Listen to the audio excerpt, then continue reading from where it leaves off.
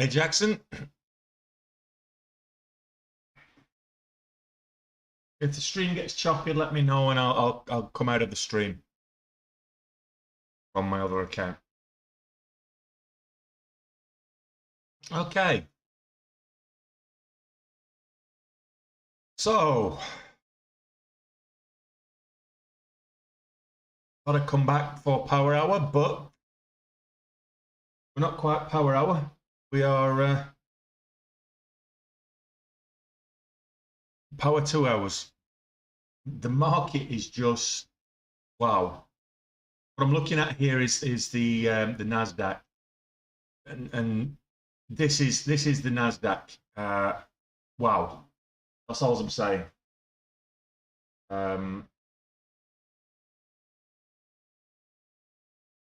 Hey Roy Evans, there's blood in the water. The Nasdaq is down 5% on the day. 5%. The S&P is down 3.5%. The Dow Jones is down just over 3%. The Russell's down 4.5%. The markets are spewing blood. They really are. It's man. Look at it on the 60-minute. Zoom in. Look at this.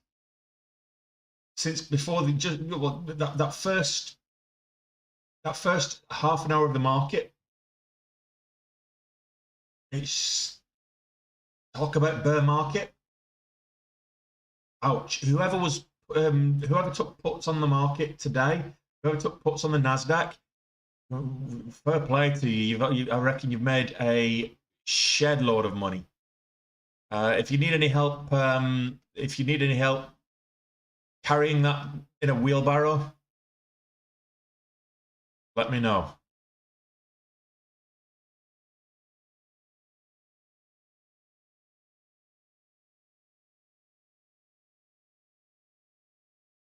I mean, it's shocking, basically.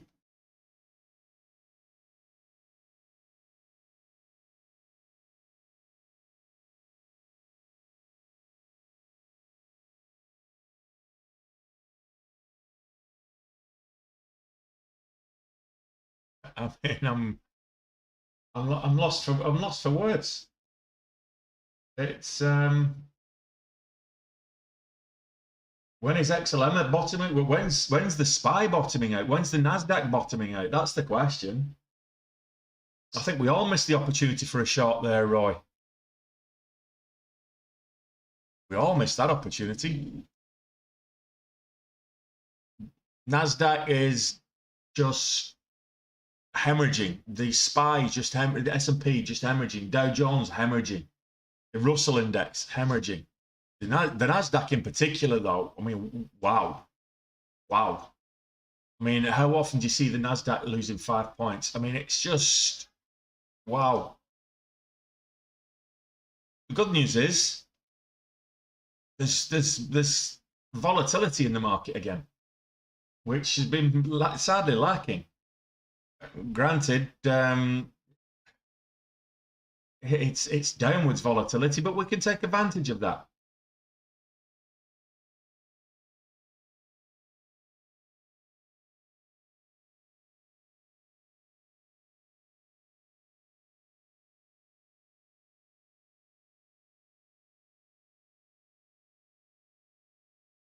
I mean, it's we managed to get green, at least.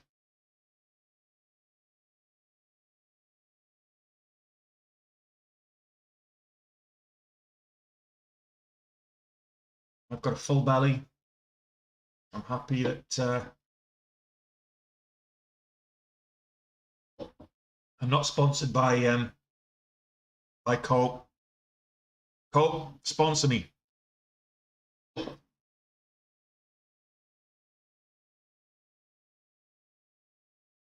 Oh yeah, no, this is Bittrex. So the SPY is I mean, this is the one minute. If you look at it, the 60-minute, I mean, it's just spewing up blood.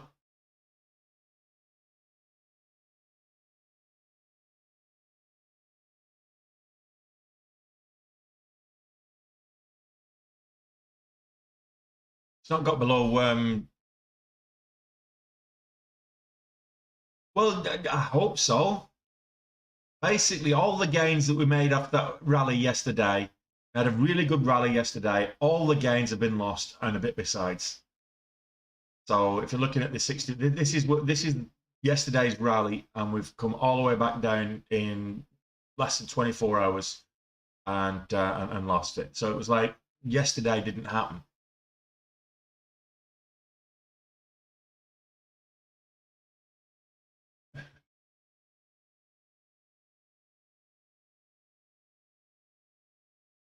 Yeah.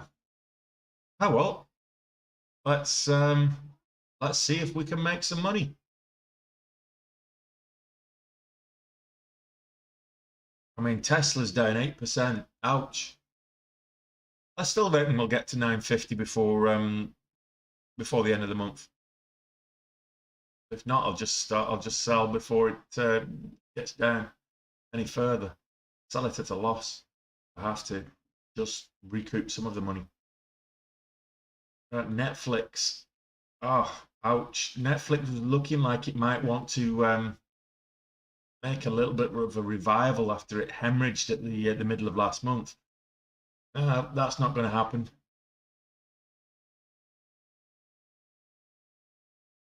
So we've traded Sign a couple of hours ago. We got a nice little flat top breakout that put us back green on the day with Sign. We're not huge green today. We're 1300 green, which is not huge green, but it's a green day. A green day is a good day. So as far as I'm concerned, that's a good day. I mean, Austin Gold was gapping up and it just hemorrhaged. Now it's trying to make a bit of a recovery. Look at it on the 5-minute. Zoom out. So this is Austin Gold. We traded it for a loss at the open. We got up there. We added to our position for the break of $6. Never got up there, and then we cut for a small loss. And then it's sold off ever since. So trying to make a comeback, trying to go green on the day. Whether it does or not, I don't know.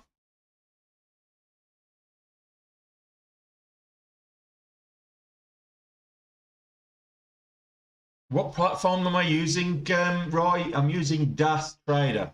So the acronym DAS stands for Direct Access Software. So DAS Trader, that's the platform I'm using to trade.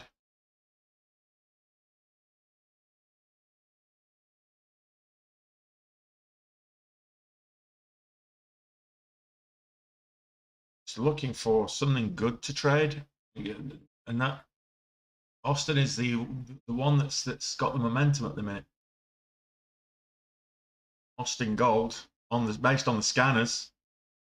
The amount of red that's on the scanners, the amount of red that's on the news ticker is unbelievable.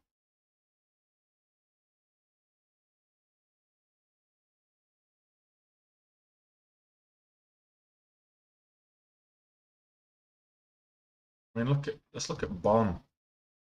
Because ouch, that moved up so much, and then it's effectively just dropped. I had this period in the middle of the market with zero volume. What a day!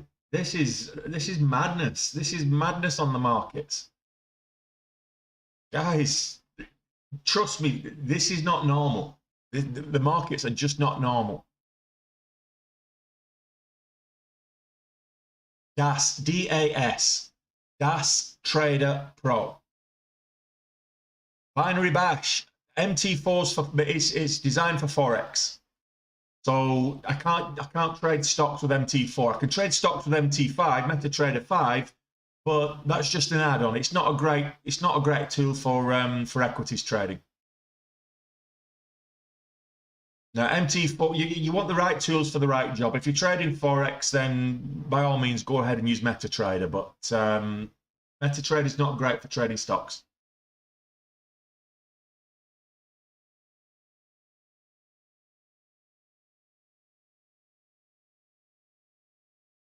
I mean,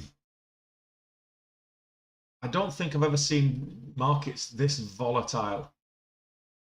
The amount it moved up yesterday, the amount it rallied yesterday, and then the amount it sold off today, it's like 24 hours of sheer madness.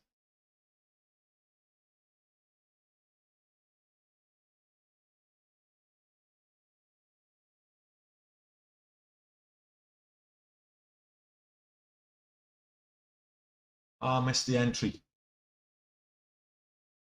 Not getting the range though right now. Anyway, so the entry would have been 433, 434. Glad I missed the entry because it's not moved up. We're not getting the volume to follow through. Okay. Wow. I'm speechless. Well, I'm not speechless. I'm never speechless. I've always got too much to say half the time. But the way that the Nasdaq and the SPY, I mean, the SPY's trying to make a bit of a turnaround. Let's look at it on the hourly, on the 15-minute. So nice just to get back above the VWAP, I guess.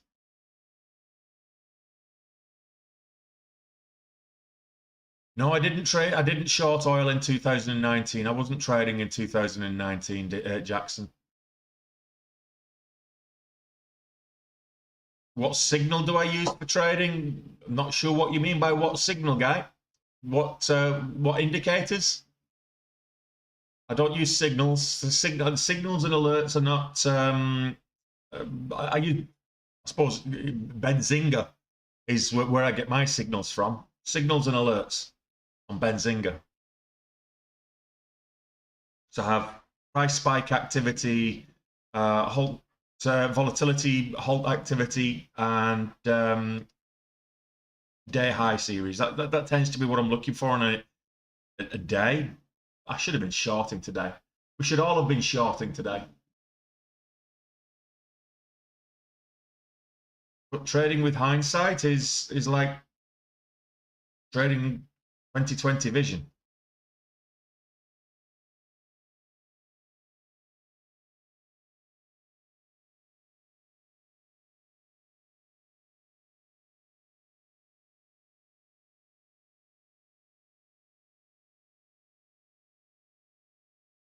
My buffalo is snoring again.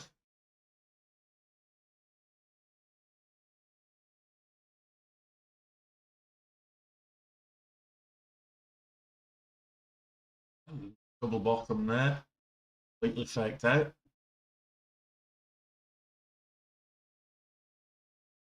I mean, what do you do in markets like this?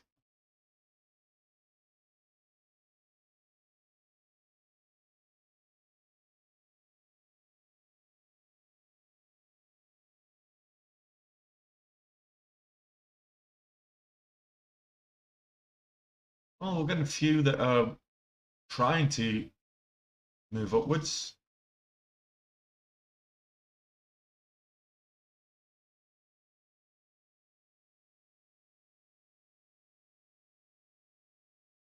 Sign. What's the high of day so far? 447. Okay, what's 447? It's close to the $half level, so I wouldn't enter at 447 or 448. I'd wait for it to break the $half and get confirmation.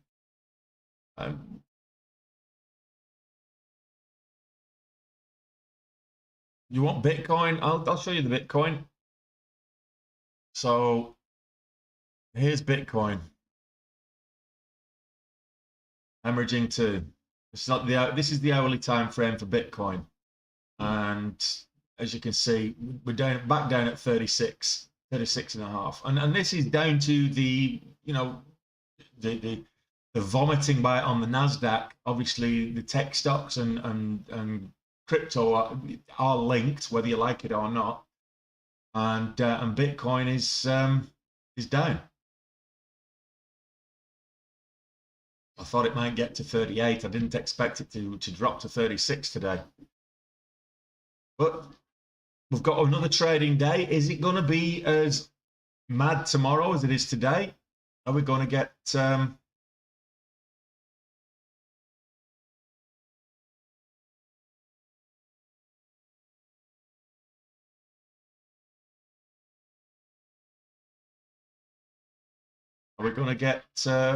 any kind of movement tomorrow?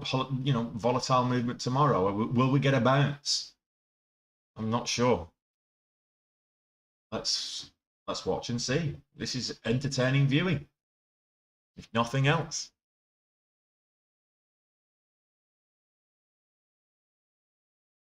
No, absolutely, it's make or break for the stocks at the moment, Jackson. I mean, look at this. It's very bear market territory. Very much bear market territory. If you look at let's look at the Nasdaq on the daily right now. Look at it on the daily, and what's this low here? Don't want to be setting new lows again. 309 on the Nasdaq, on the triple Q. We're at 312. If we go below 309, we could see a bit of a plummet. SPY, the low from start of the week is 405.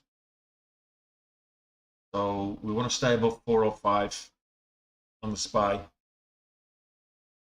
XLM, I can have a look at XLM for you, no problem.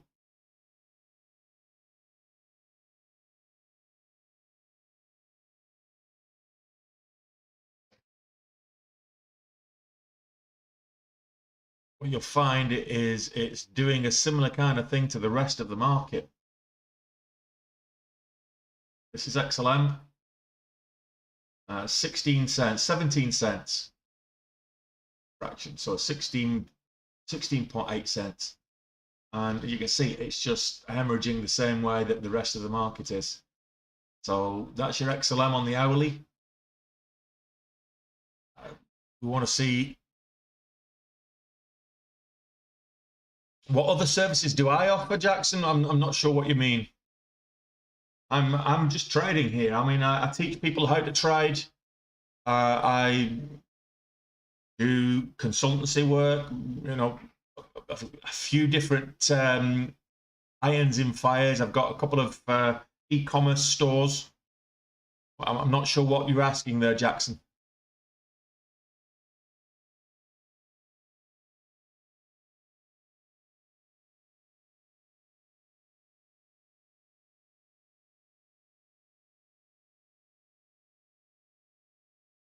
I'm in awe at the moment of what the markets are doing. Oh well, let's go back to stocks and see if we can't find something to trade.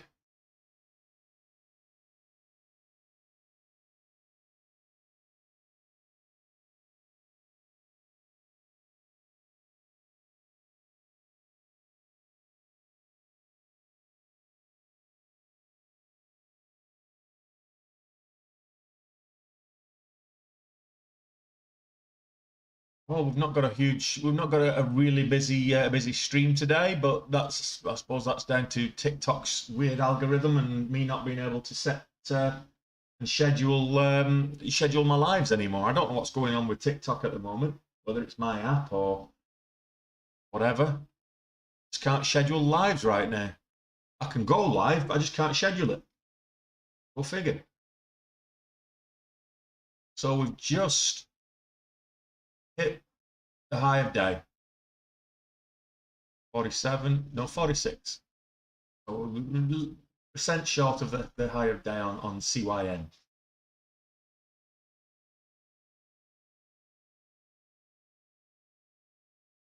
Going to be an interesting review day today after I close. It'll be interesting when I do my trade recap later.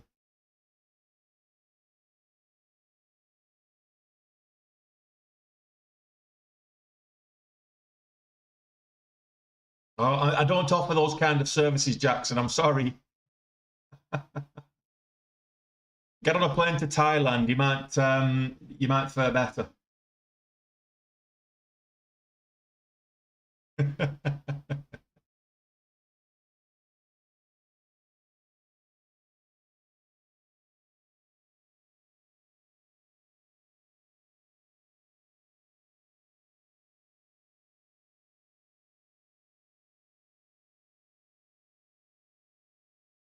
This is a very interesting market right now.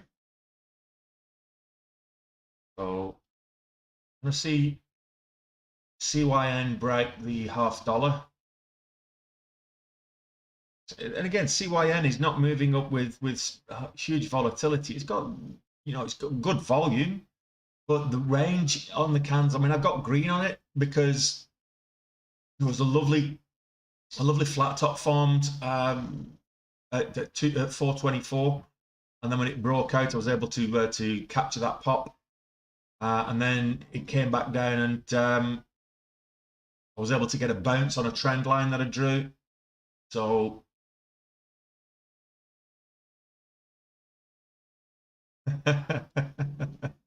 absolutely, Jackson.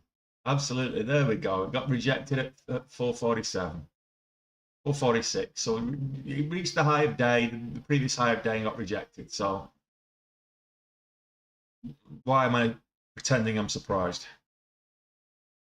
It's not me snoring, it is the dragon.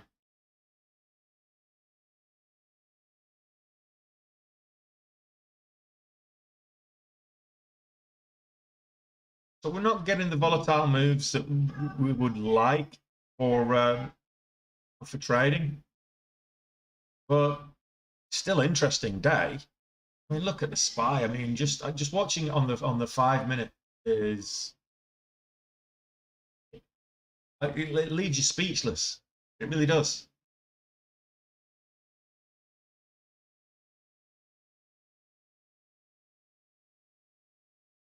I mean, that's what can you do with the market like that? You're not going to predict that. And every time you think you're going to get in and short it, you'd be like, okay,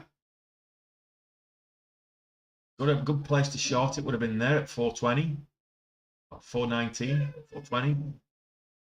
Almost like a bull flag in revert, bear flag, if you will.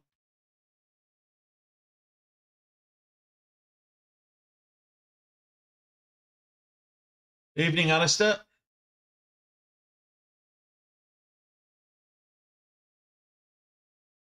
SPY's on its way down. It's been on its way down all day. I mean, look at that. I mean, it's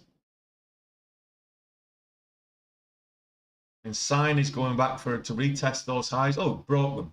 There we go. I wanted to see it confirm the $0.50 as support.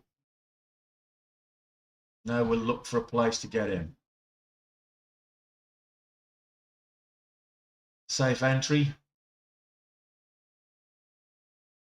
Even if it broke the $0.50, even if you got in for the $0.50, you're only getting a 15-cent move, which is not bad, but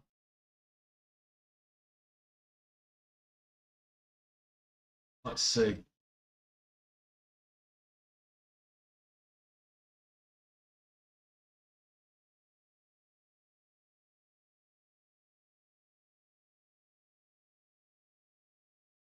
Okay.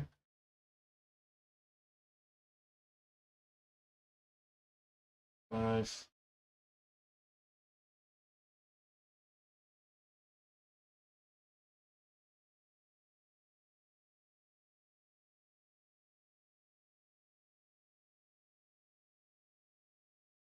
Oh, don't mind this pullback.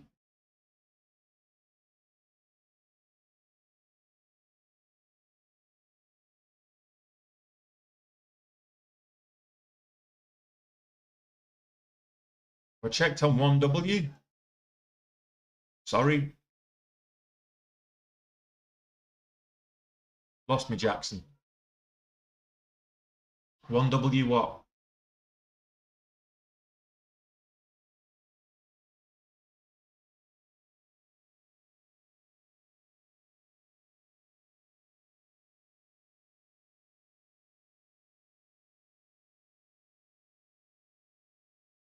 Ah, right. Okay. No, we've got the 1 week candles here, but I mean, what do you want to see? Do you want to see the SPY on the weekly? The SPY on the weekly, you know, doesn't really show much. You don't really see anything from seeing the SPY on the weekly or the Nasdaq on the weekly, or you get more information on the daily.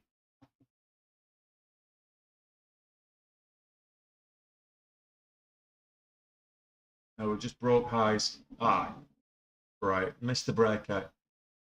Never mind. Now trying to find a entry point is going to be difficult because we've got the $0.75 resistance level there. Just do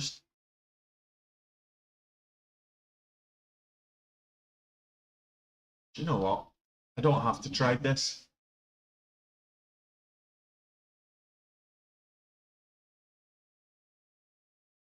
My thoughts on buying Netflix or Facebook. I'm not sure about Facebook, but Netflix definitely buy it at the discount.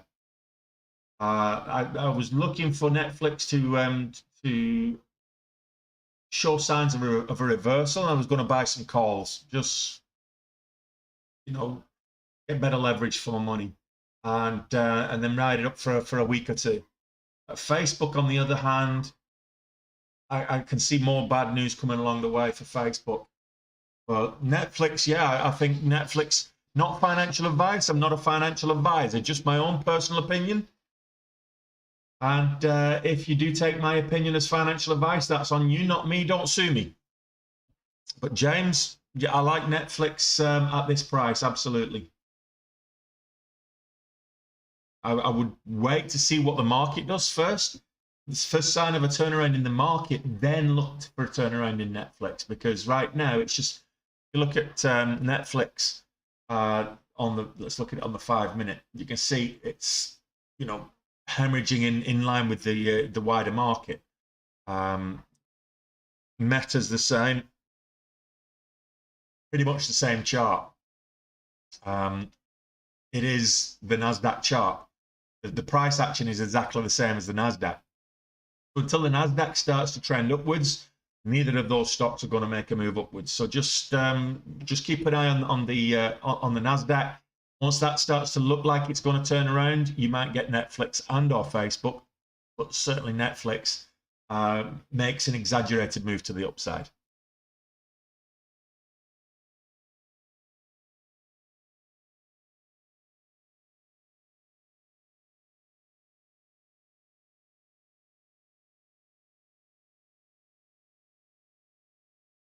Well, I've got to be honest, I'm a little bit perturbed.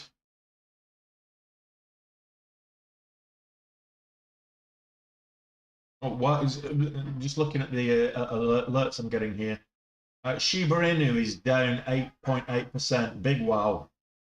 We've seen what Bitcoin's down.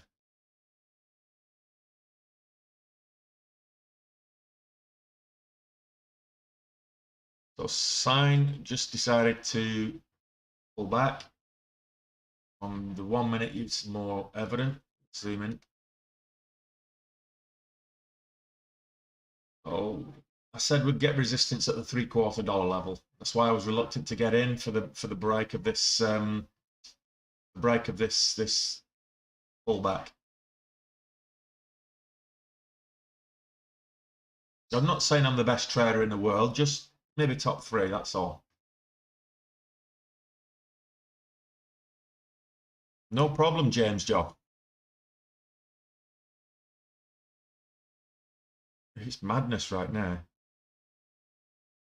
I mean, there's definitely blood in the water. I mean, just watching the Nasdaq at the moment, it's if it wasn't so economically catastrophic, it would be funny.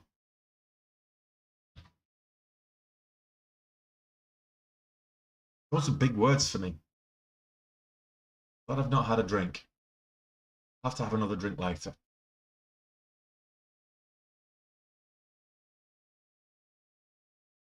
Well, got to be honest, SPY is catching up to the Nasdaq. Not quite, but I mean, 5.5% down on the day. I honestly, I'm at a loss. This is what happened on Monday as well. It was about a similar amount, but 5% down on Monday. Let me just kind of zoom in on the 60. We'll compare today to Monday. Oh,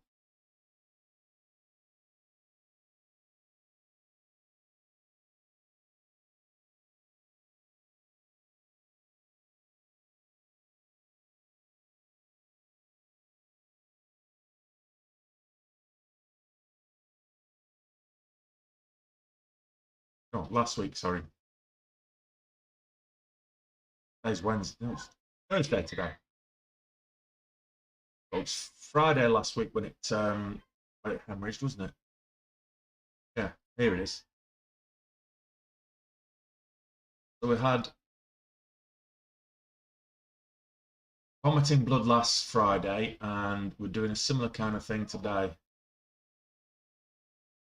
What was the range on Friday? So we had a $14 range on the SPY on Friday. And we've had a $14 range already today. Actually, 14.6 on Friday. Just 14 today. Oh, Friday was slightly worse than it is today.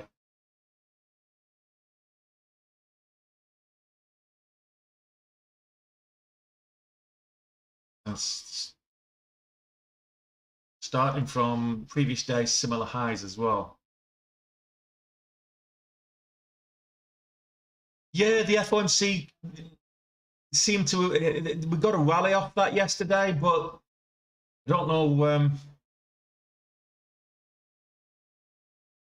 It's right now. It's just vomiting.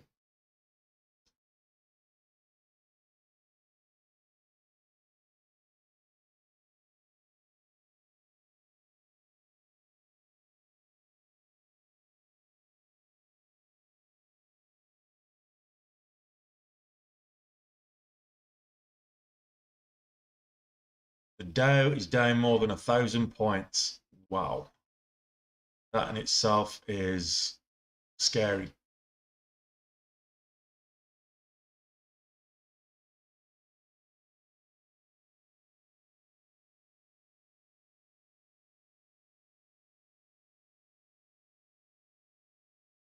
I'm just kind of wondering whether it was the Fed announcements on interest rates that are actually doing anything, you know?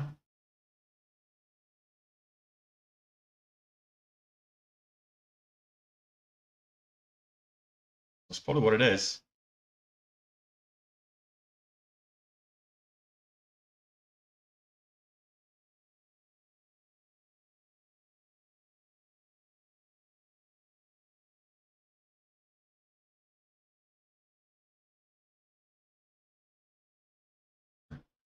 Isn't that the truth?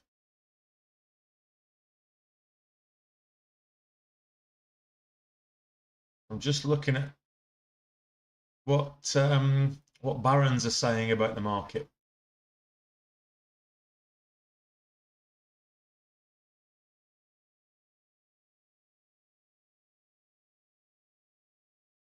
Well, I suppose then buy the dip.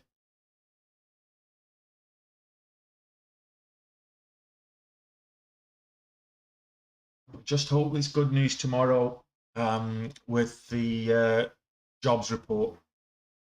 Because if we get bad news with the jobs report tomorrow, on top of today's hemorrhage, that could really, you know, push the whole thing over the edge.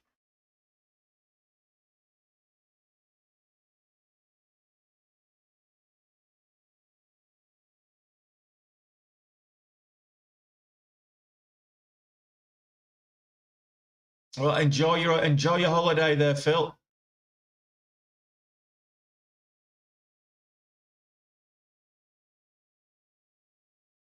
Enjoy your vacation there, buddy.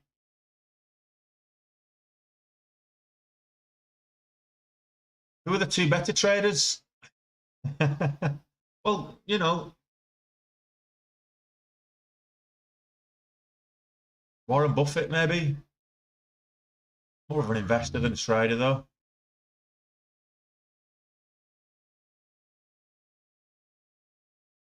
It's just the kids playing football in the street. I've got the window open onto the balcony so the dog can come in and out. So that's what you can hear in the background. Right, it's getting a bit chilly actually now, so I may as well close the curtains and the door.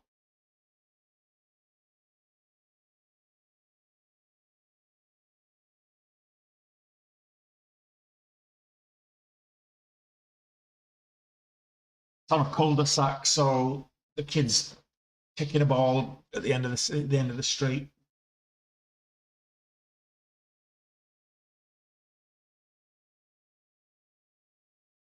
All right, let's see. Is there anything moving right now? It's sign break highs. No.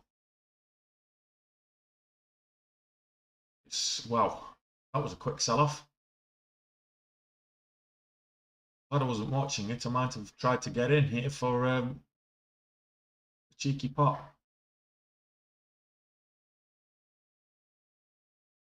Very choppy. I mean, look at this. So you know, next candle to make a new high, it would have been here.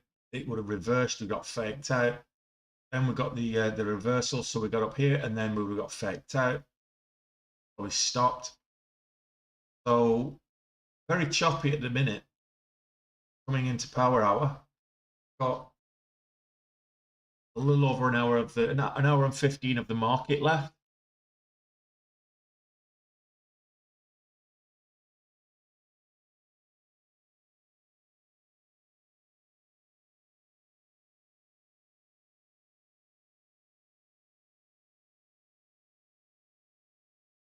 Better Therapeutics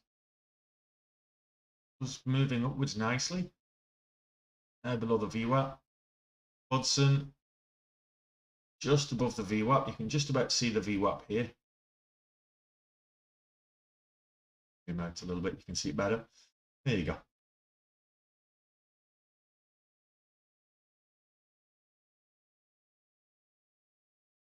What's kind of amazing to me is the VIX index is only it's up 25% today. Only at 31 though. So only at 30, you know, just shy of 32. I thought it would be a lot more. 25% up on the day of the VIX, which is the fear index.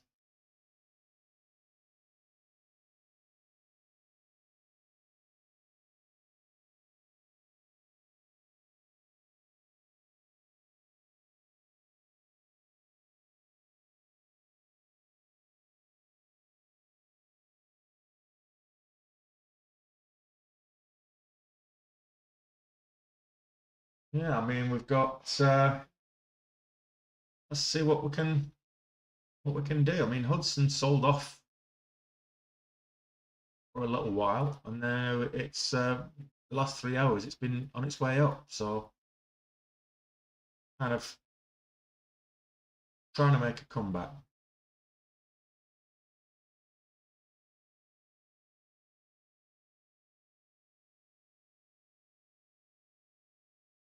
ICPT. Trying to see some. I don't know if it's me or whether I just can't see any pattern formations. If anybody spots a pattern that looks worthwhile trading, let me know.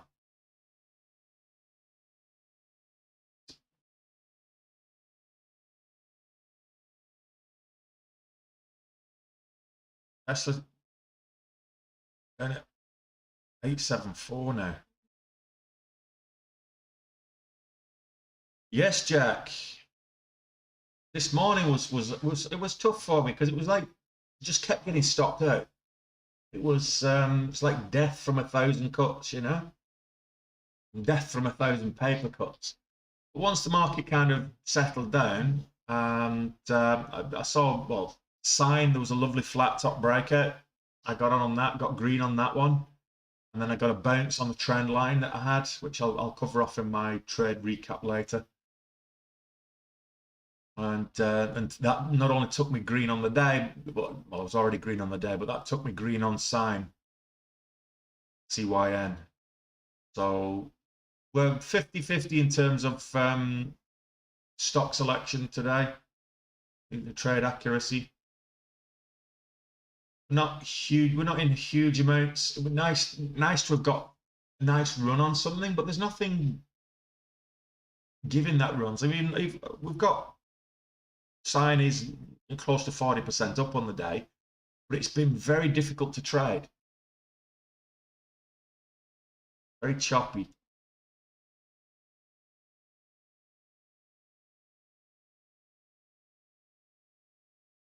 Most of the pump was pre-market. 7:15. Yeah, why can't I trade from 7 o'clock instead of 7:30? I could have got on that one.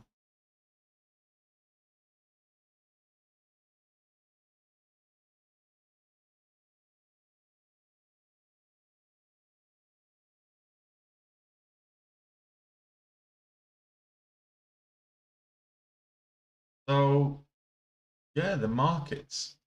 Here's the SPY. Back under 4% down.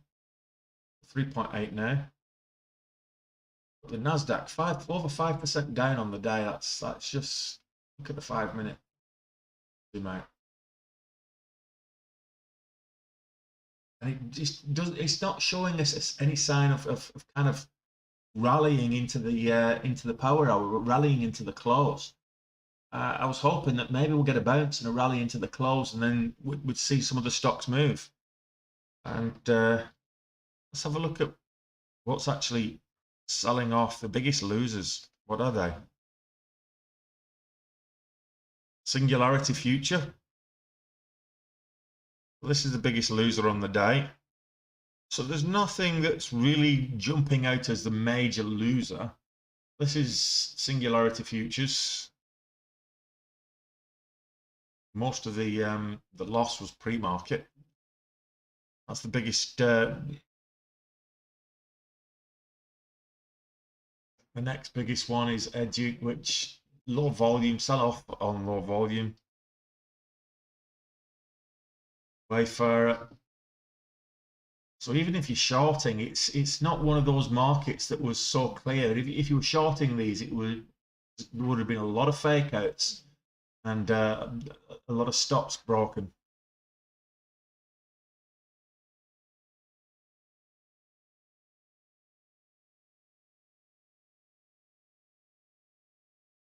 Yeah, so even to the downside, there's not. It's surprising me that there's not a lot more down big than there is, given how much the market's fallen.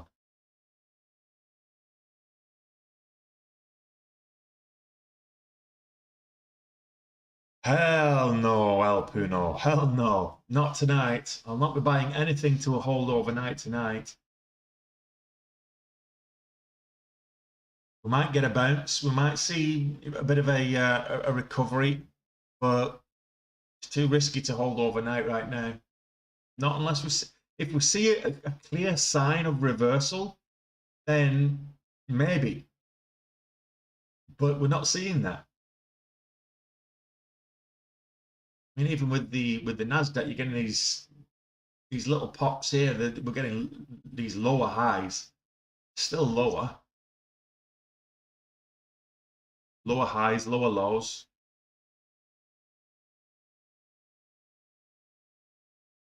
Look at it on the 1 minute. See, even these lower highs, lower lows. It's not even looking like it's curling round to start climbing back. We need to get over 314 to even think about that. 315 would be nice, but 314 is the last peak. And it's already been up to rejected at 314 and coming back down below 313. So It's up and down this week. It really is. It's a strange old one. I mean, if you look at Tuesday, let's just look at it on the 60 minutes. So you can actually see the action and zoom in. So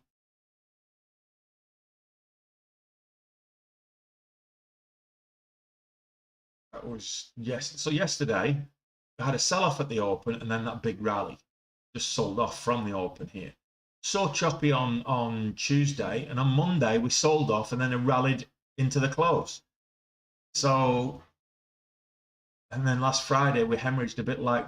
In fact, last Friday we didn't even have any green candles. At least we've got one today. But still, it's been very choppy this week across the market, and this is probably why it's been so difficult to trade. The rest of the stocks have been choppy along with the markets. So just be careful out there, guys. It probably will. You know what, Bootsy? It may well bleed into next week. It may well bleed out tomorrow, and it may even continue next week.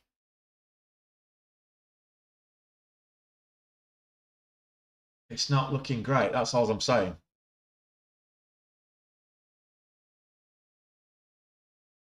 Well, we've got the jobs report tomorrow, Jack. So the jobs report's coming out tomorrow. So let's see what happens with the US jobs report tomorrow, and I think the unemployment numbers are going to be higher than expected. That's not a good start.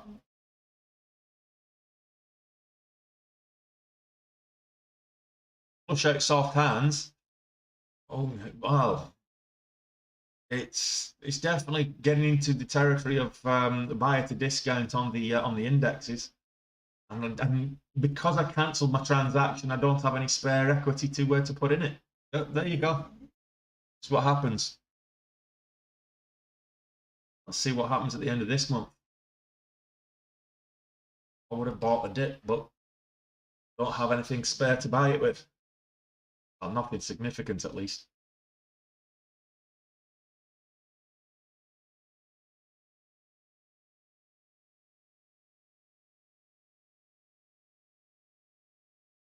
All the way back down to the VWAP. Now it's respected the VWAP, give or take, pretty much all day.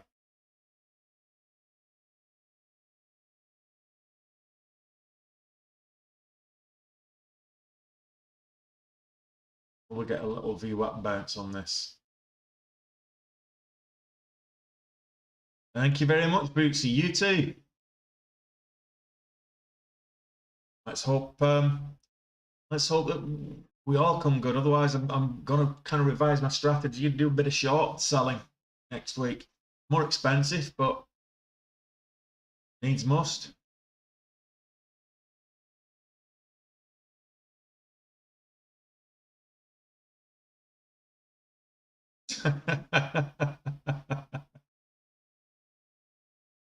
Well, I was married for 17 years, buddy, so, you know.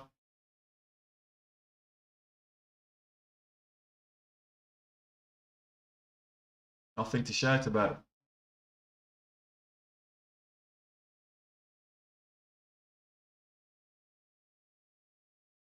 A little bounce here on the VWAP.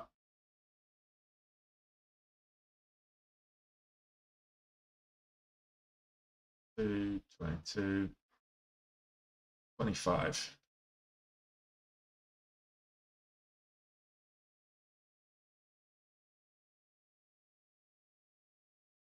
Need volume in for it to reverse and move up towards 25. I think this is done actually. I don't think we're going to get much more of this. I'm going back to the resistance level of 24 that we had earlier when I got the flat top breakout.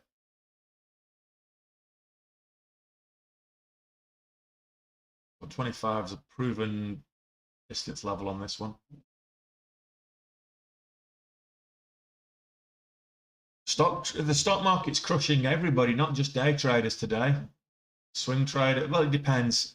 I dare say there's quite a few short sellers making a killing today.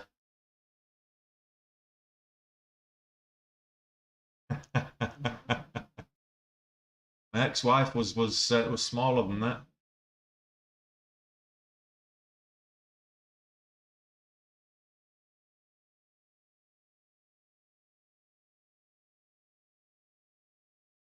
And my ex-wife was only 5'2", Dylan, and I'm 6'2", so just over 6'2", actually.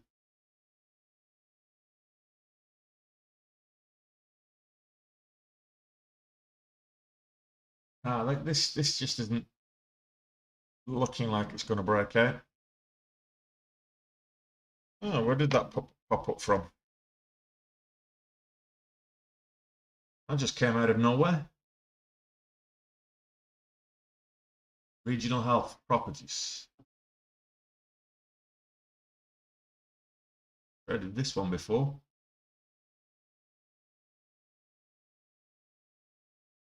Yep, traded this many times before. You can see from all the support and resistance lines I've drawn on there.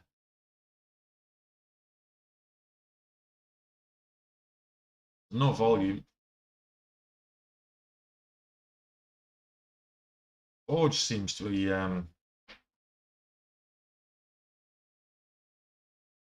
back on the radar and back off it again, just as quick.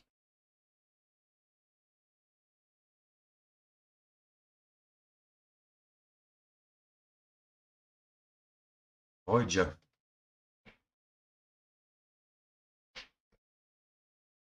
Okay, we're getting a move in the right direction.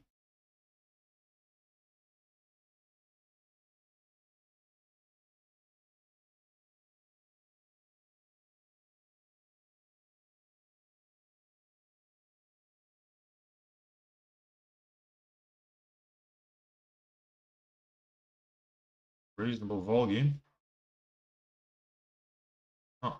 Not quite where it normally is. Average.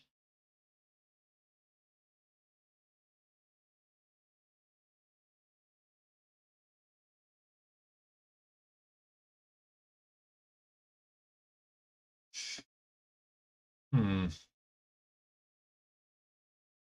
argument for a bit of a double bottom there. Some bigger argument for a double bottom here, though.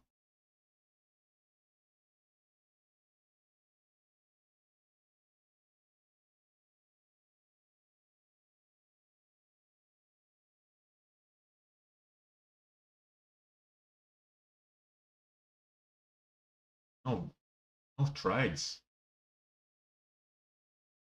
Oh, you can't trade it without the volume. As I always say, volume and volatility. Ideally, you want the 3 Vs. And no, Dylan, virginity isn't one of them.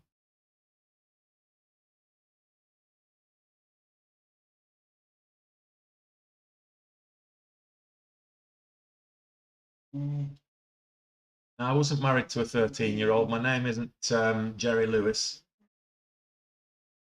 Jerry Lee Lewis, or Elvis Presley for that matter.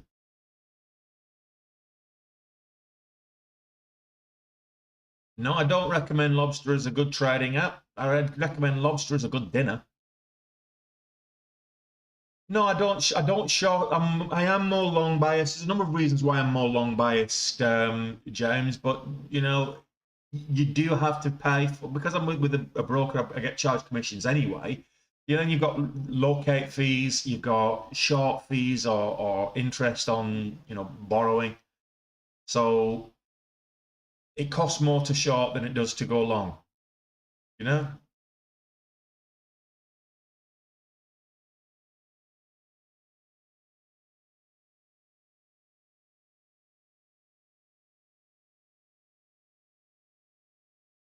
But actually, funny enough, I shorted today and I lost 1,200 bucks. 1,250 bucks I lost with ICPT going short. Go figure. Maybe I'll stick to going long.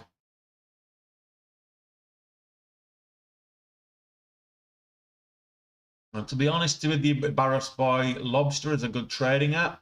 Never heard of it. Is it one of those like Revolut or eToro generic trading apps, generic investing apps? If it is, and stay away from it. Let me just look it up whilst there's not a lot happening during this power hour, start of this power hour.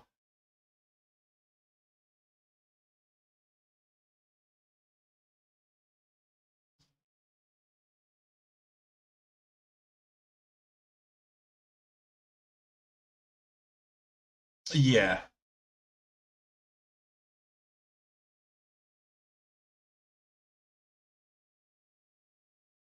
It's a beginner's investing app, but it's more for crypto than anything else from what I can see.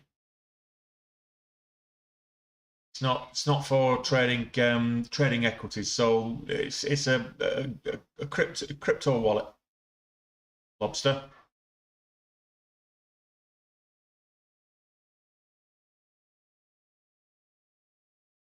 I'm not trading crypto here. I'm trading equities. That's why the confusion. Yeah, it's for crypto, Barros. It's I'll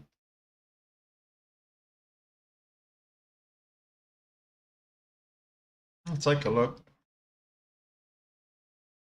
Yeah, but look at the volume on that, Alistair. You know, even that halted up, even the one that's halted up, the 5 minute that's halted up here, it's halted up 3 times.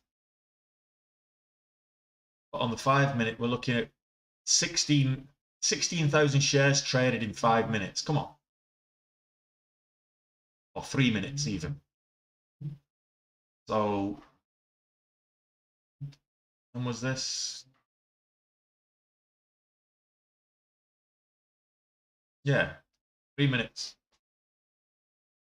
So it's I mean, I like the volatility. I'd like to get on the move with that, but you can't trade that with that level of volume. There's just not enough. It looks based on the histogram that there's good volume, but if you look at it on even on the daily, there's only 40,000 shares traded across the whole day.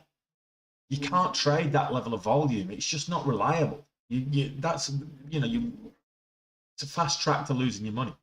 Simple. You need volume.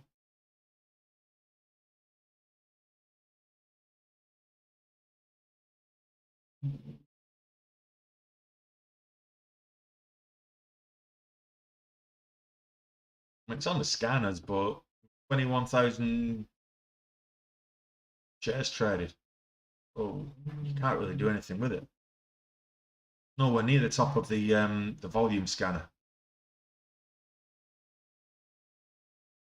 Top of the volume scanner is CYNE or CYN, not E. And this is just bouncing on the VWAP now.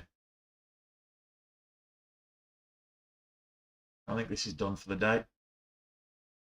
Very surprised if it's not. BTTX or Better Therapeutics as it's also known. Below the VWAP. Hudson below the VWAP.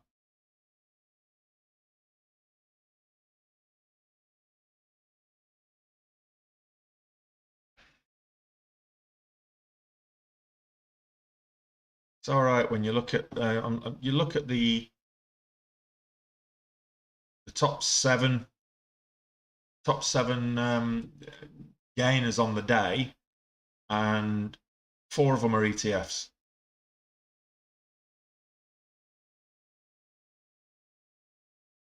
Oh, that says a lot about the market when you've got ETFs dominating the gappers list.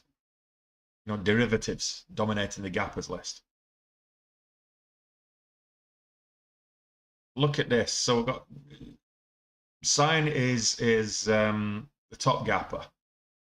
Webbs is the Dow Jones bear market. Hudson is a gapper. We've got LABD is biotech bear market. It's a derivative. Bears derivative. FANG derivative. ICPT is a gapper. PMTS is a gapper. Silicon Motion is a gapper. Then we've got ProShare derivatives. Kingstone's a gapper. Then we've got more direction derivatives, direction share derivatives, direction. There's so many derivatives in the top gainers list, and that just speaks volumes for the market right now. Liquidation day, absolutely. I reckon there's quite a few people been margin called today. That's for sure.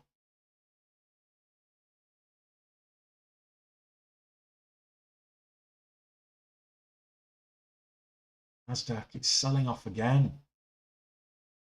Yes. Selling off again. SPY, exactly the same. SPY with double bottom now. 411.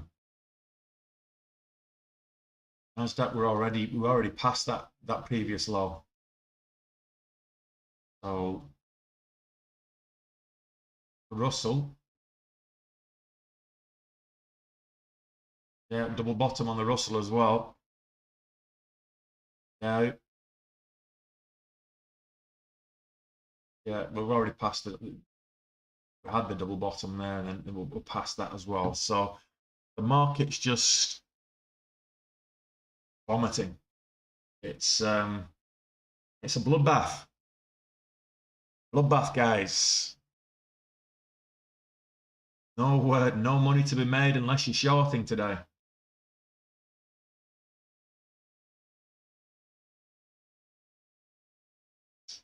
That was interesting. Is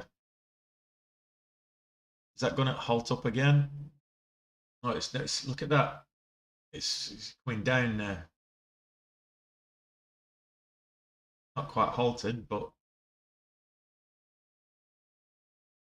three halts up, then flush down. It didn't even halt down, that just makes no sense at all. It halts up 3 times and then it doesn't halt downwards.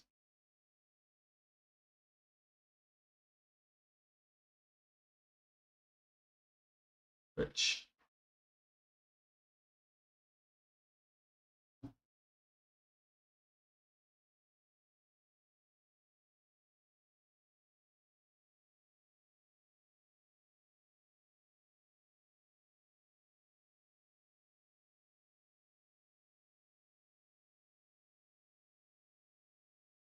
I mean, it went from 11.30 to, that's a whole dollar move. That's 10% in 1 minute. That should trigger a halt. Why is that not triggered a halt? Go figure.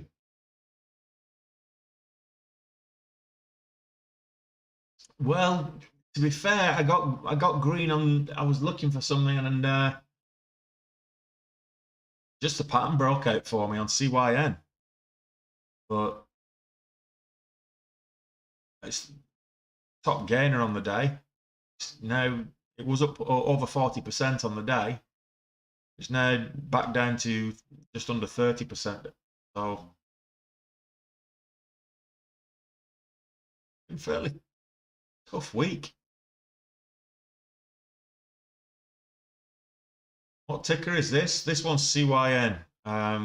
This is the triple Q. It's essentially the Nasdaq. It tracks the Nasdaq.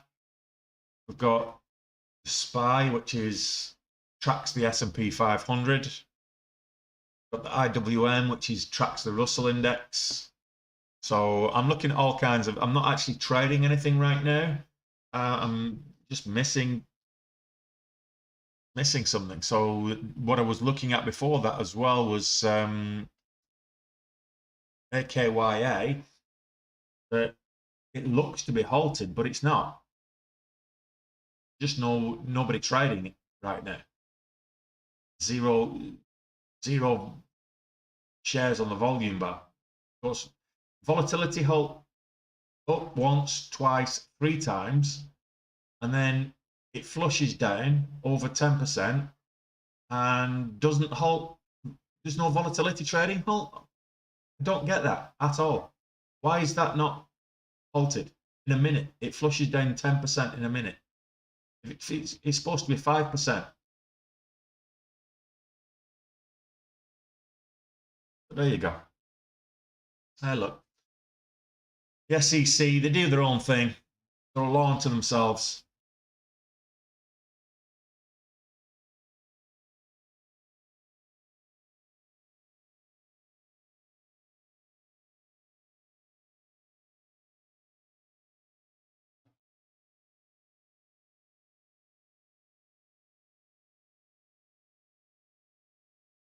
Oh, let's see what else is moving. Who was talking about Netflix bouncing? Well, it's 186. It was $400 not too long ago was Netflix. I tell a lie. It was $400 not too long ago, but it was actually $700 back in November last year. Netflix, $700 a share. Now 186. Ouch. Let's look at this. This is Netflix on a weekly. So back here, we had a high of $701 a share. That would have been on the week of the 15th of November. And now it's less than a year later, 186. What are we?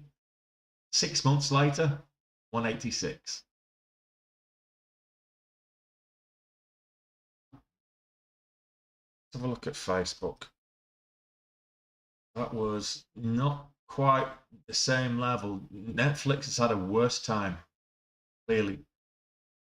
Facebook was in the 380, 384.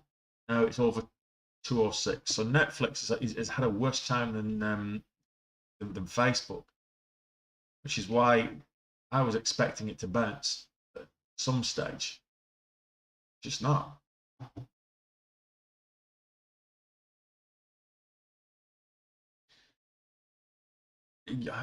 Fundamentals don't matter much at the moment, Jack. You're absolutely right. You're absolutely right.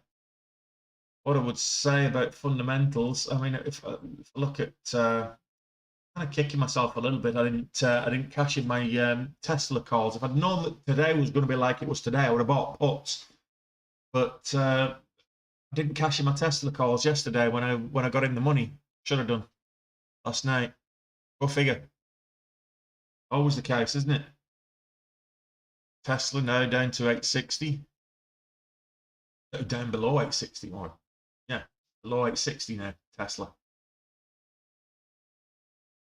Oh, got to climb, $90 to get to get in the money now. That's one hell of a climb. I've still got most of the month to do it. We'll see.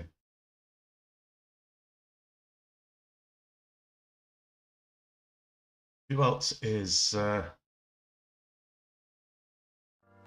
we go. Bit of music. If that affects the stream, let me know.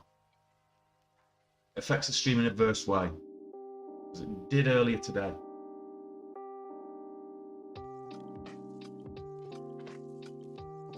I don't know. I mean, maybe Elon Musk can get onto Twitter and say, everybody buy the SPY or everybody buy the NASDAQ.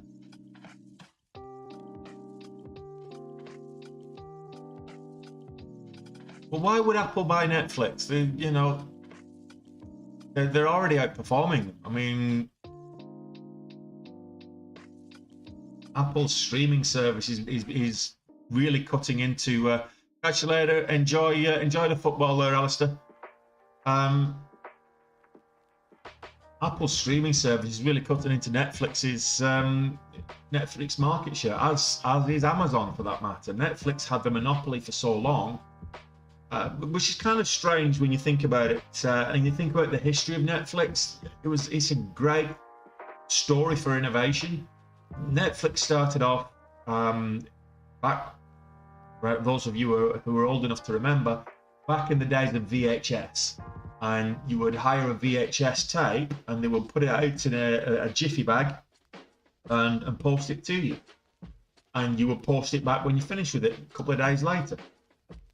Then they moved on to DVDs and Blu-ray and things, and they were competing against the bricks and mortar stores of Blockbuster and the likes, Blockbuster.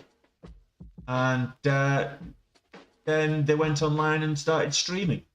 You know, a few years ago when VHS and there was no more, and DVDs and Blu-ray were dying out. So now everything's streaming. But Netflix cornered the market. They were the first to market, and they had the market share. Now they're losing that market share because more competitors are coming in. Everybody is starting to stream on-demand services. And then you've got all the bootleg services that rip it all off as well. Is it crowded? Is it crowded though? I mean, people were saying that cable and satellite was crowded. It was, but streaming is the new cable and satellite. Everything goes down the wire now instead of through radio waves.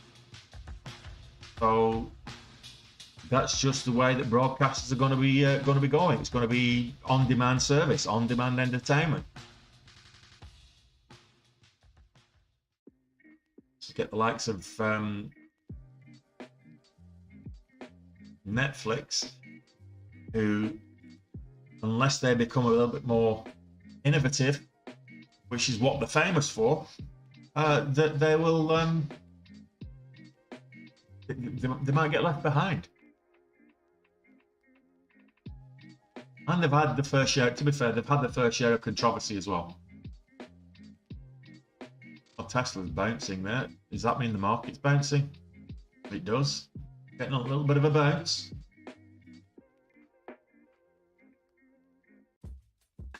Does that mean we're gonna start moving upwards? Is this the bounce we've been waiting for? Probably not. Nope. Yeah, so sign, that is a massive sell-off from the peak up there. Glad I didn't get in. Better Therapeutics, Hudson. Yeah, interesting day. Very interesting day. Interesting couple of days. I mean, yesterday's rally followed by today's crash. And at least I was able to have 2 consecutive green days. Not big green days, granted, but 2 consecutive green days.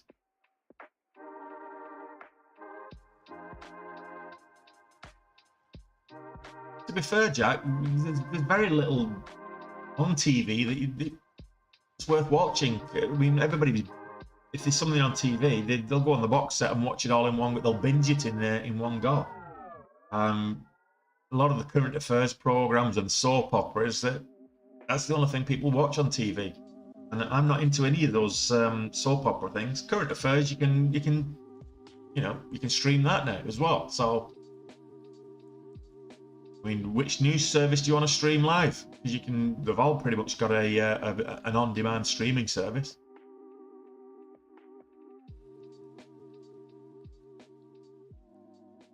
It's just a case of how many bills do you want coming out of your bank account each month? You know, how many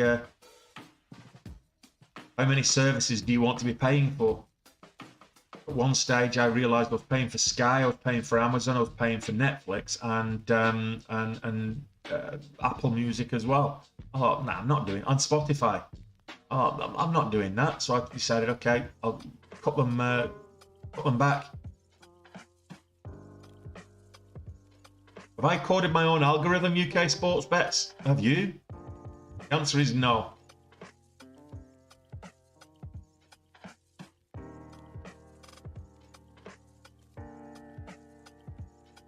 I will be absolutely amazed if any algorithms, any of these cheap bots have made any money today. Or this week, for that matter.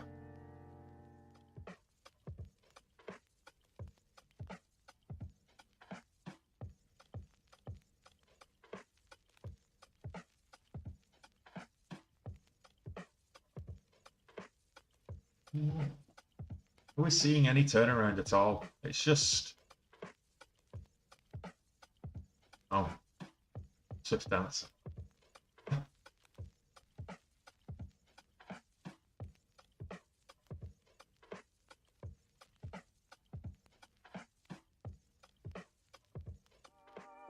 Well, this is a quiet end to the bloodbath.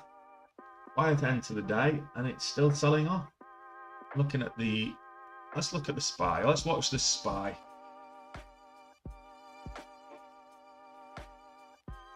Let's watch the SPY sell off. Put it on the 5 minutes so we can actually see a bit more of the action. This is the SPY selling off. Hemorrhaging money. S&P 500. Started selling off at just before the open for about 9 o'clock. Never look back.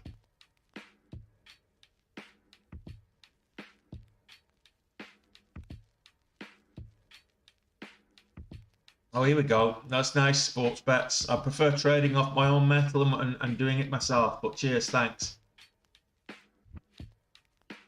I guarantee my my trading strategy is more profitable than his algorithm. And I'll put money on that. Sports bets, if you want to put a bet on it.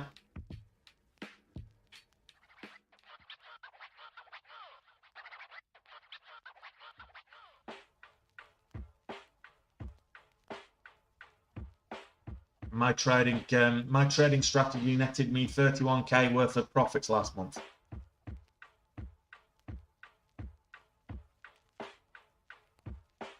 About the same the month before as well, actually.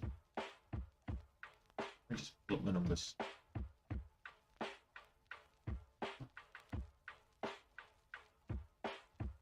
So yeah, my trading strategy is 31k last month, 83k the month before, 74k in February, and 124k in January. So I don't think your algorithm is doing that, is it?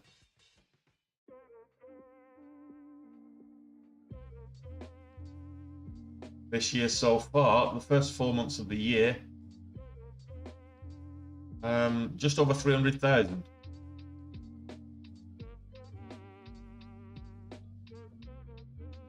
So you keep going for your algorithm for 4k a month while letting the algorithm run, and I'll just trade the markets and enjoy myself and do 300k over 4 months. So that's what, 125k, no, 75k a month ish, give or take.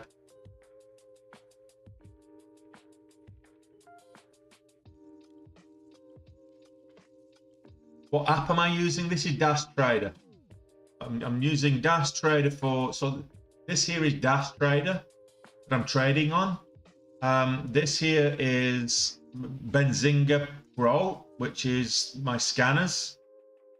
And this here is my face.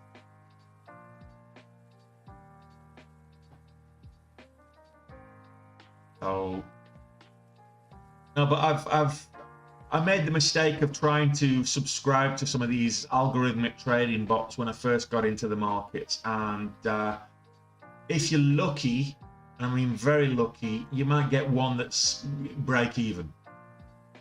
Most of them, if not all, will lose your money in the long term. If we're talking about the high frequency algorithmic traders that Wall Street use and the hedge funds use, the high frequency trading machines, they're actually taking advantage of the spreads. They're not just taking advantage of they're not just trading patterns like we do as humans. The truth is, the robots, the algorithmic traders, they can't spot the patterns that we can spot as humans.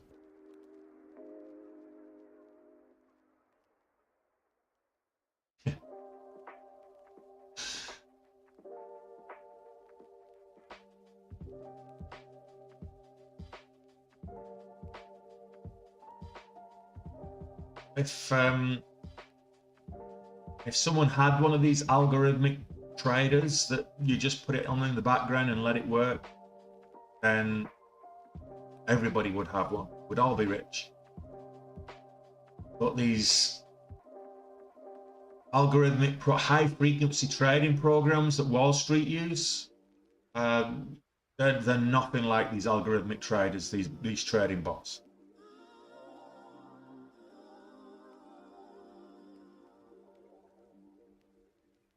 If you're just looking into it, I would say download TradingView, the app, or do you use the web interface? Just go to tradingview.com, watch a few videos, maybe buy my course, of course, but learn how to do technical analysis. Technical analysis is fundamental for day trading. Technical analysis is fundamental for any kind of trading and investing. Fundamental analysis comes after, but technical analysis is important because it allows you to spot areas of support and resistance on a chart. It allows you to spot trends and patterns on a chart. It allows you to understand, technical indicators and things like that. So learn technical analysis first. Just go to tradingview.com, pull up use the chart, pull up any particular ticker. It could be Apple, it could be Netflix, it could be Amazon, it could be Tesla, anything. Pull up the ticker of your choice, watch it, watch how it moves, different time frames, see if you can spot the patterns, see if you can do it. There's a paper trading application in TradingView. Start off paper trading. Once you think that you've got something that you think that you can start making money, then upgrade. Pay for an actual paper trading simulator. Upgrade, educate yourself. Read a few books, watch a few YouTube videos. People saying, "Oh, you're never going to learn watching YouTube videos." Yeah, you are. I did.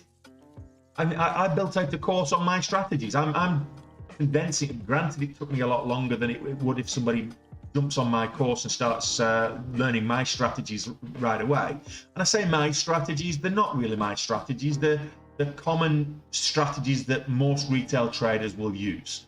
Most momentum retail traders will use. And that's why they work, is because the masses use them, which is why I'm always talking about volume. We need volume for that follow through. We need volume for reliable moves and reliable breakouts. That volume comes from the masses, the retail trading community. If we're all jumping on the same stock at the same time at the same point, of course it's going to move in the same direction, and that's what we want. So Groove King, I would say first port of call, TradingView. It's a free app, or go to tradingview.com. It's free. Start learning how to read the charts, candlestick charts.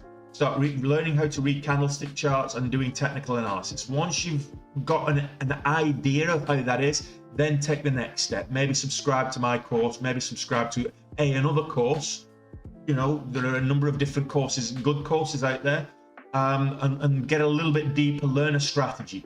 Then trade that strategy in a simulator. Don't put any money into the markets unless you've proven that you can be profitable over a certain period of time, sustainably profitable in a simulator first. Most people lose money in the markets.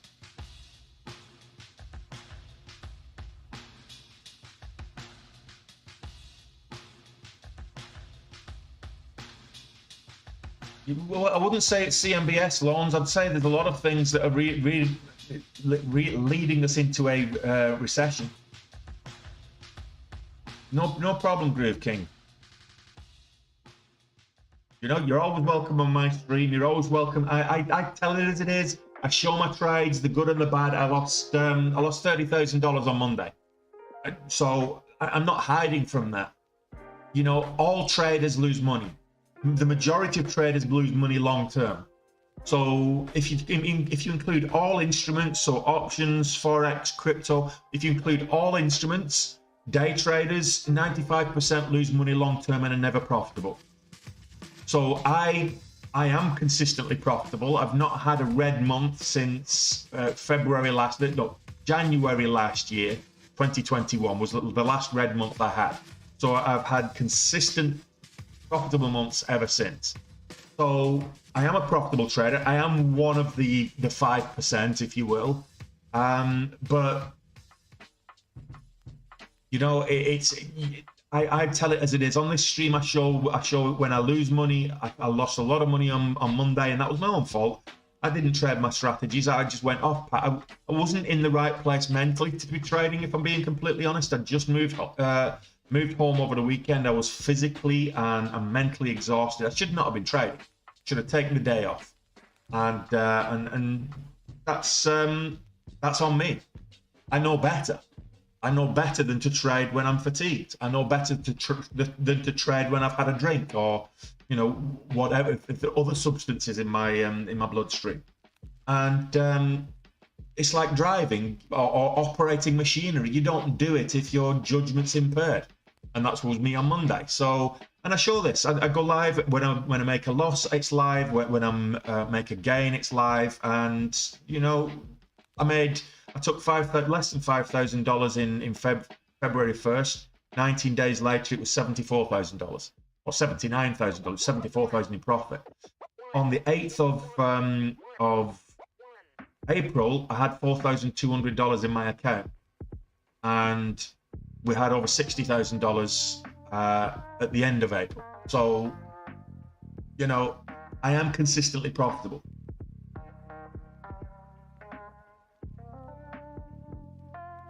How does this work, Abby? I'm not sure what you mean, but at the moment we're just watching the stock market hemorrhage. Normally I would be trading, but there's nothing to trade at the moment on the basis that the stock market is just vomiting blood. So we're looking at the S&P 500 here, and it's currently down over 4% on the day. If I look at the NASDAQ, which is the technology index, this is down even more. It's nearly 6% down on the day now, 5.7. So that's yes, Jed, absolutely, Jed. You have to be disciplined, and it's not easy to maintain that level of discipline 20 days a month. I'll be completely honest with you. I am a profitable trader. I've got a strategy that works. I teach that strategy, and I teach the mental discipline part of it. I can't give people the mental discipline, but the psychological element of trading, teach that on the course as well. But even I suffer from it. You know, even I succumb to FOMO from time to time and take a trade out of boredom from time to time. And half the time, people who are regulars to my stream will tell you straight away that half the time I'll take a trade, and as soon as I've taken the trade, I'll be like, I should have taken this trade. I don't know why don't even know why I'm in this trade. I've taken this trade out of boredom. It's completely against my strategy. A couple of weeks ago, I took a couple of penny stocks that were like 220 or 230. And part of my strategy is I don't trade anything less than $3 a share. Why? Is it against the rules to trade something less than $3? Not really. It's just based on my statistics. When I analyze my statistics, I don't make as much money, if anything, on stocks that are less than $3 a share. So I normally filter those out, and I don't I don't trade them.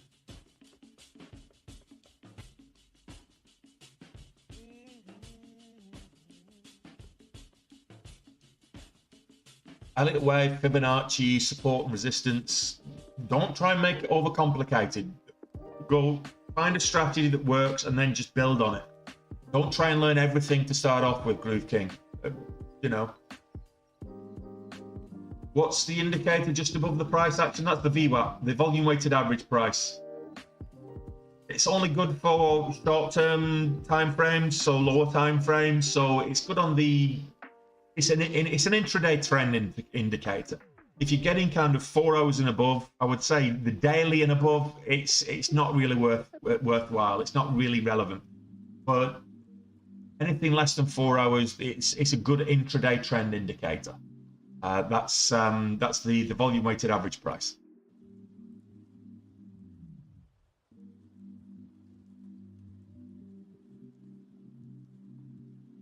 Well, you're welcome to learn from me. Everybody that's on my course, to get access to my private Discord, and they get that not just that private mentoring from myself as well. That's not a problem.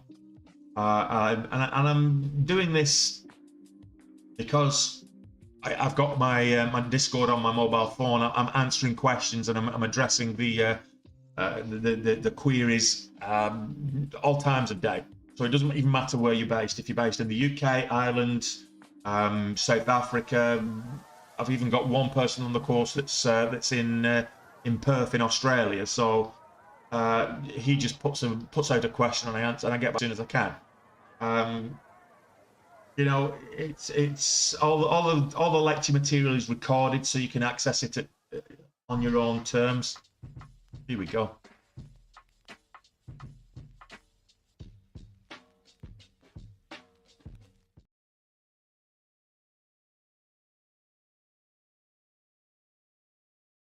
How much is the course? It's 119 bucks plus 119 US dollars plus tax. So I'm based in Dublin. If someone was to buy it in Ireland, it cost them $145. If it based in the UK, I think it's a little bit less. So it works out about, it's about 120 pounds, 130 euros, $150, whatever it is, wherever you are, depending on the tax. It's 119 plus tax. That's a monthly subscription. You don't have to go longer than a month. You get access to all of the content. You go through the content at your own pace. What the reason people are sticking around for longer than a month is that it does take a lot there's a lot to take on board, and you want to be able to practice the strategies in a simulator first. You want to be able to practice the strategies to become profitable, be able to refer back to them. I would say on average it's probably going to take about 3 months for most people to get to grips with the full principles of my strategies and what I'm teaching them. It may take longer, depends on how quickly you learn. You could do it all in a month. There's 17 hours of lecture material plus quizzes and stuff. So to do it in less, and if you've got nothing else on, if you've got no work and you can submerge yourself in it, you could probably do it in 3 or 4 days. But realistically, to get through it, it's going to take. I would recommend taking 3 months. Nigeria, beautiful country.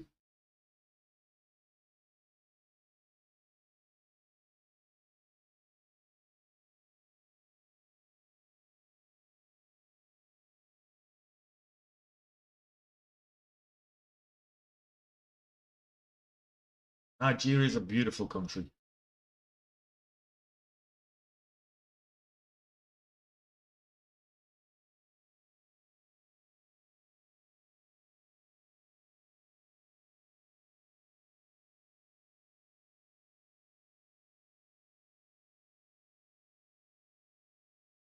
Nice one, fake snowflake.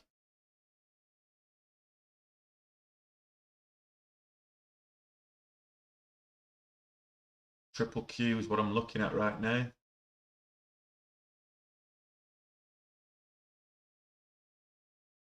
What was your strike price? Fake snowflake. What strike did you have on the Triple Q? You got puts on early, I take it, but what was your strike? I'd say you're well in the money. This is the Nasdaq. It's the Triple Q. It's an ETF that tracks the Nasdaq. User beds 320. Your quid's in. Absolutely quid's in. Good stuff. Good stuff. Happy for you. At least somebody's making money today. I mean, we're trying to make a bit of a last minute bounce into the last 20 minutes. Yeah, so this is the Nasdaq, the S&P 5 or SPY or Spider, whatever you want to call it. S&P 500. Similar kind of pattern. A huge volume, but man, it's been a weird day. Just been such a weird day. NVCT popping up at the death.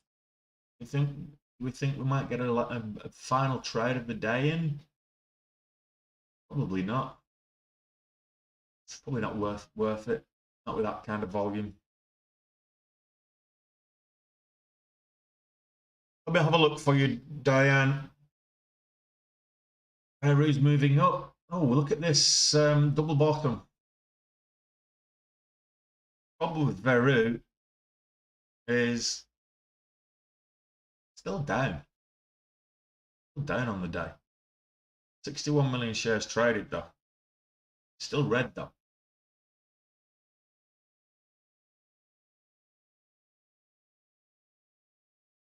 Look at it on 1 minute. Let's have a look at the 60. Oh, it's not doing a lot. Veru, we're talking 2% down on the day. It's not moved a huge amount. It's good volume though. I mean, what 5 million shares traded on Veru. It's not a good day for it though. It's not going to make it. It's not going to make a comeback from where it was a couple of weeks ago when it got up to kind of $17 when we traded it originally. But if you're still in it, Diane, and you've been holding from $17, I'm sorry. I hope it does come back to $17 for you. But if you're out of it and you're thinking of retrading it, be careful. It's not high. It's not high relative volume. I mean, it's good volume, but it's not high relative volume, and it's not making the kind of rangy moves that we want to be taking advantage of.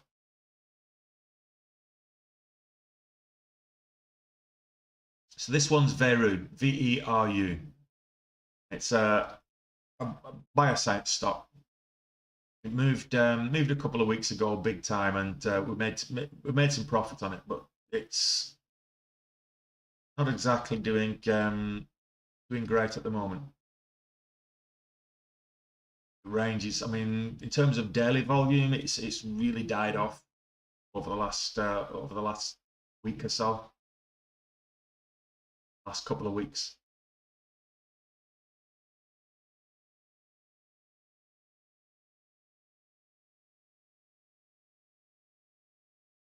Am I still on the stream? I guess I am. Well, the stream halted then. I'm still on mobile data at the moment, so unfortunately my stream isn't the best. We've got 15 minutes to the close.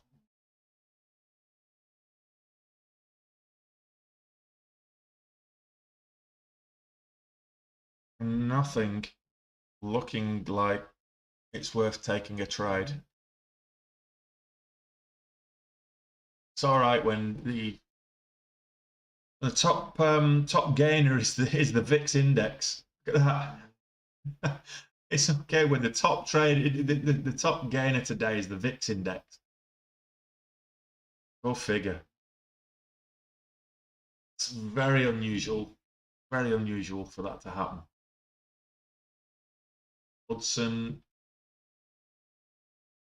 What's the high of day for Hudson?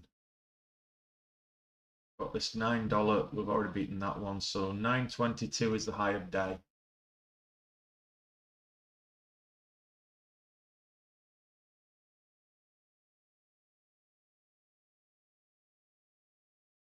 This is now the top gainer on the day.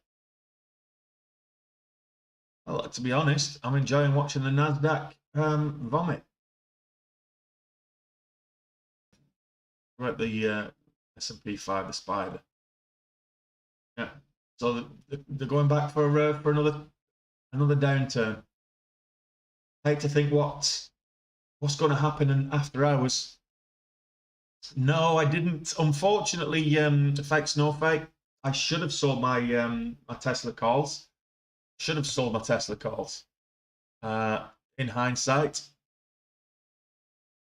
but I didn't. So go figure.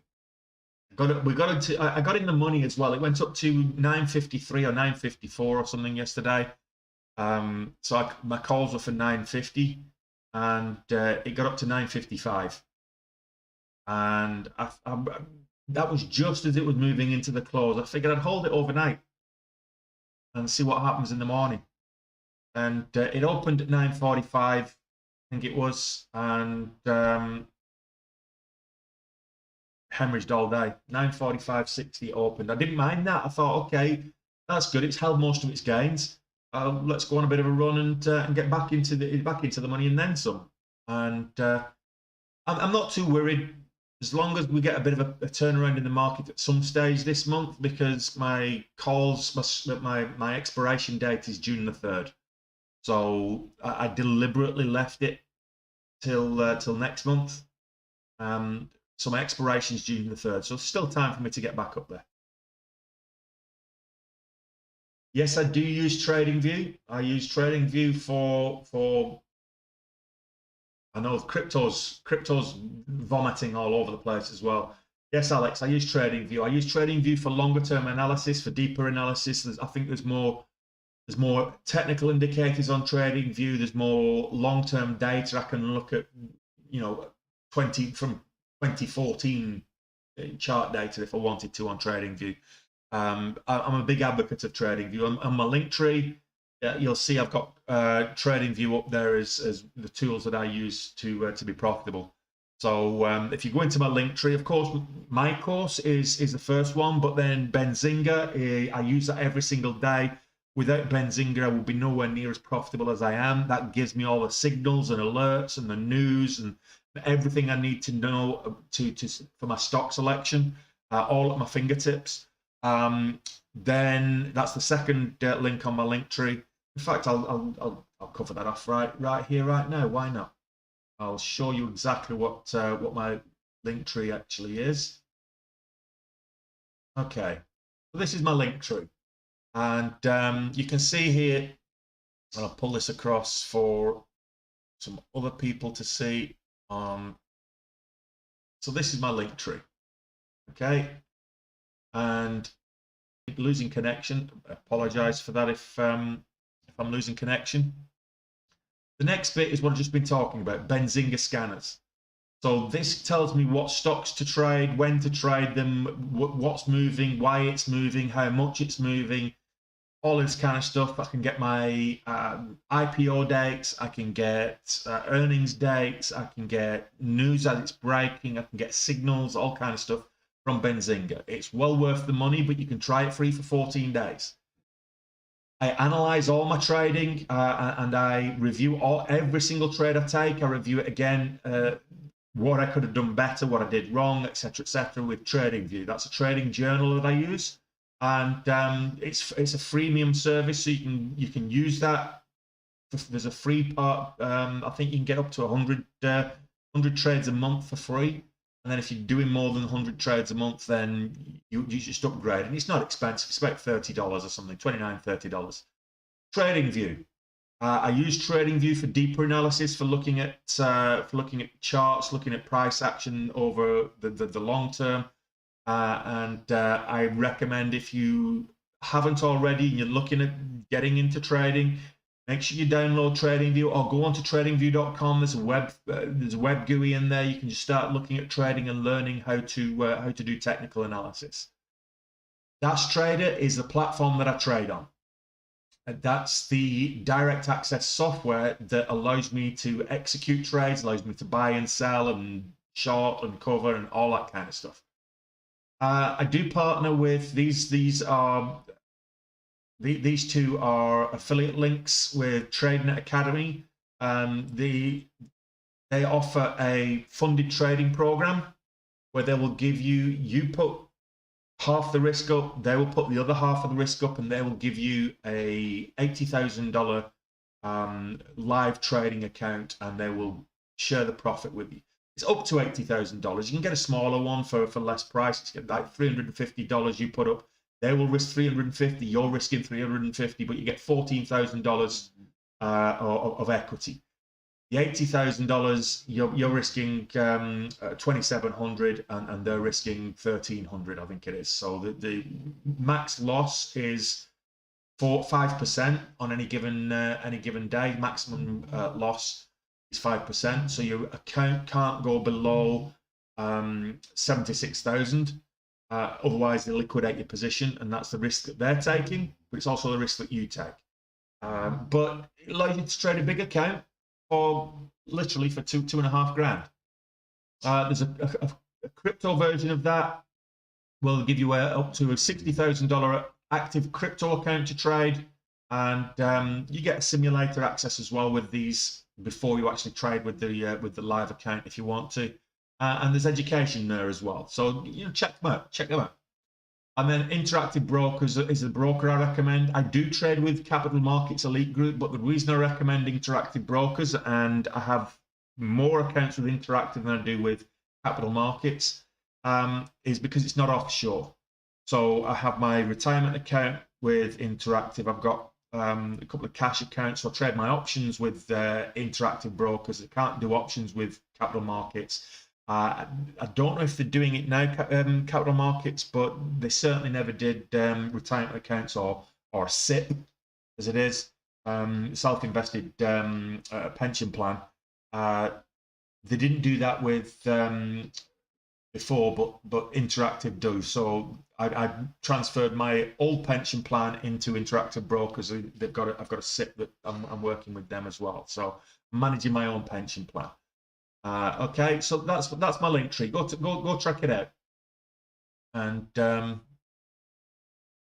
here's once again, here's the action.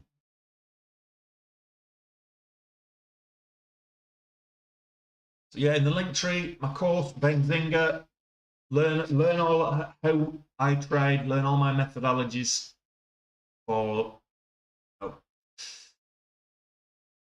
the price of a Sky subscription. Less than.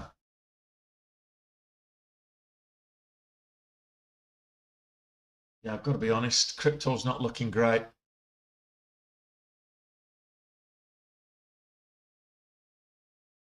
Bitcoin, not too bad. We're still over 36.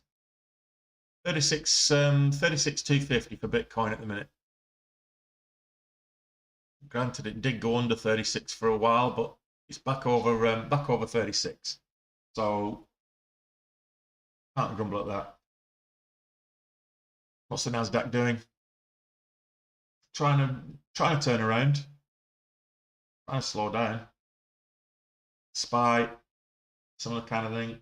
Trying to move sideways instead of downwards. On the 60-minute, you'll see what I'm talking about. Zoom in, Tony. So this is where we are today on the 60-minute. So trying to move sideways. It did get all the way down. SPY got under 410. It's now back up over 412. So it's trying to bounce.